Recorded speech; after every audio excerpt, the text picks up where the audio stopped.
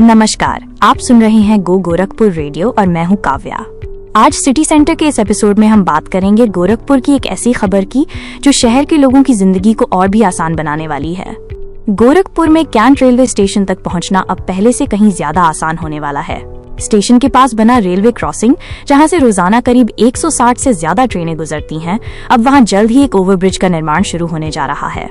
ये खबर सिर्फ यात्रियों के लिए ही नहीं बल्कि आसपास की करीब 15 से ज्यादा कॉलोनियों के लोगों और बच्चों के लिए भी एक बड़ी राहत लेकर आई है। आपको बता दें कि इस ओवरब्रिज के निर्माण पर करीब 69 करोड़ रुपए का खर्च आएगा। इसकी लंबाई 674 मीटर और चौड़ाई करीब 17 मीटर होगी। इस पर कुल 26 पिलर बनाए जाएंगे।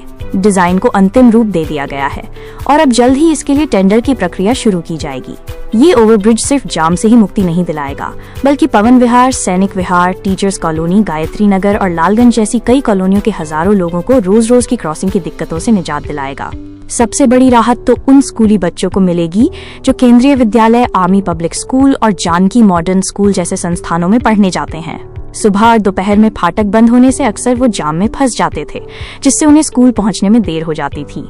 इसके अलावा एम्स और दूसरे अस्पतालों में जाने वाले मरीजों को भी अब जाम में फंसना नहीं पड़ेगा।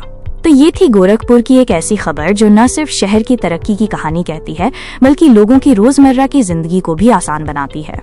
मिलते हैं अगले बुलेटिन में, तब तक सुनते रहिए गो गोरखपुर रेडियो।